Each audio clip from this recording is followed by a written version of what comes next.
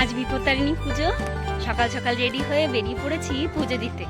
কিছু নিইনি, সঙ্গে নিয়েছি শুধু টাকা, কারণ যেখানে পুজো দিতে যাব ওনার মা খুব সুন্দর করে গুছিয়ে 13 রকমের ফল এবং তাগা তৈরি করে রাখে, তো ওখান থেকেই নিয়ে নেব। আর ওখানে চলো তোমাদেরকে নিয়ে যাই। আজকে শোনাবো বিপত্তারিণীর ব্রত কথা। ভীষণ সুন্দর বৌদি গল্প করে, মানে গল্পটা সুন্দর করে বলে, সেটাই তোমাদেরকে দেখাবো। হাই এভরিওয়ান, আমি অপর্ণা, নতুন একটা ভিডিওতে তোমাদের সকলকে অনেক অনেক স্বাগত। চলো যাওয়া যাক।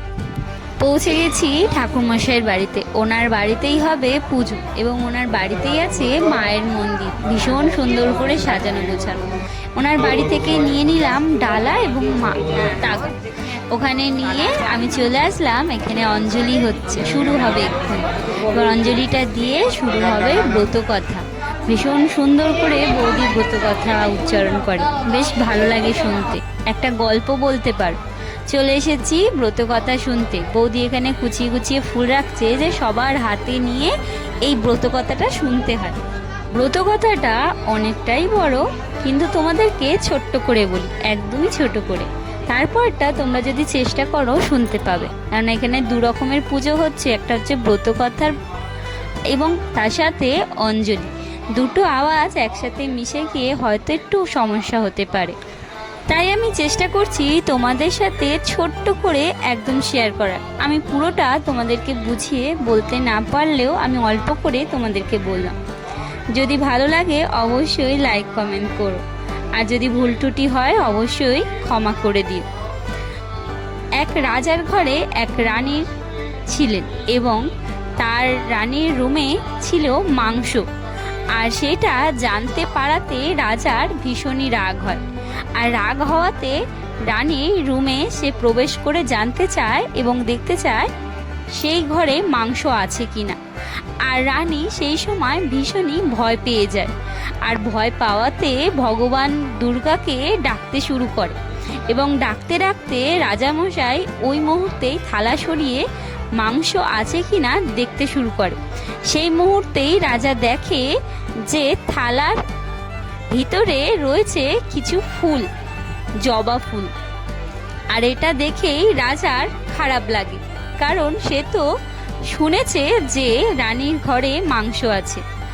আর এই করেই রানী দেখে যে থালার ভেতরে ফুল রয়েছে। তখন মা দুর্গাকে স্মরণ করে বিপত্তারিণীর পুজো আরম্ভ করে, কারণ সে বলেছিল এই বিপদ থেকে আমাকে রক্ষা করো মা। তো কেমন লাগলো তোমরা জানাও। নারায়ণী নমস্তুতে নমঃ কেশবং সহস্রনামা পুষ্পাবিদ্যা ভদ্রাঞ্জলি শ্রী শ্রী বিপত্তারিণী দেবীচরণে সমর্পিত। আবার বললেন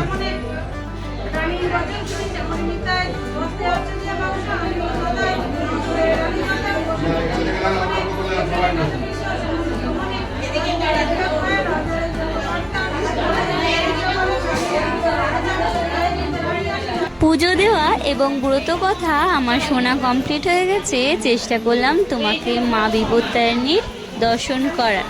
কেমন লাগলো মাকে দর্শন করে কমেন্টে জানিও, আর ভিডিওটা কেমন লাগলো।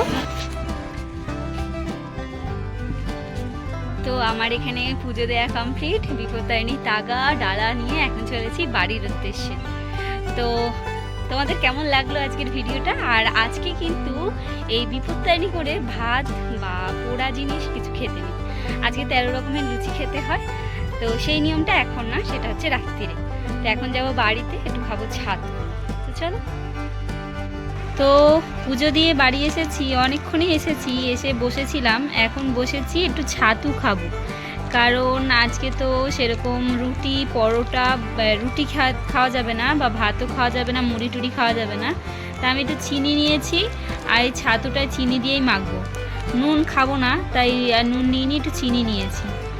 তো এই যে এটা খাবো এখন, একটু মেখে। এটা গুলেও খাওয়া যায়, যে যেরকমভাবে খায়। আমি একটুখানি মেখেই খাবো, আমার গলা দিয়ে নামবে না, তাই এটা খাবো। চলো খেয়ে নিই।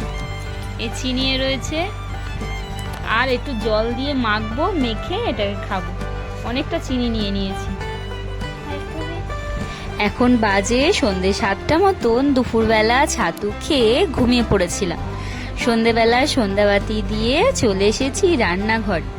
আজকে নিয়মত সবার ঘরে হয় লুচি, আর তার সাথে যে যেরমভাবে মিষ্টি বা কোনো রকমের তরকারি, ঝাল জাতীয় তরকারি রান্না করে, যার যেটা খেয়ে অভ্যাস বা যেটা খেয়ে তার সুস্থ লাগে।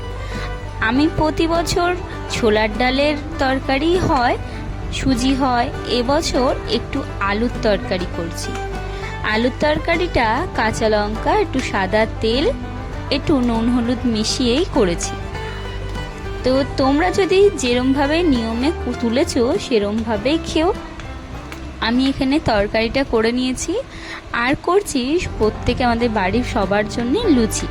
এবার লুচিটা সাধারণত 13টা খেতে হয় যে উপোস থাকে। সে যদি 13টা লুচি না খেতে পারো, বড় বড় কিন্তু একদমই করবেন। দেখো আমি করেছি 13টা লুচি একদম ছোট ছোট সাইজে। এবার যদি এই 13টা লুচি তোমরা নাও খেতে পারো, বাড়ির ছোটদের সাথে তোমরা কিন্তু ভাগ করে নিতে পারো প্রসাদ হিসাবে। কারণ যে উপোস থাকে বলে তার প্রসাদ খাওয়া যেতেই পারে।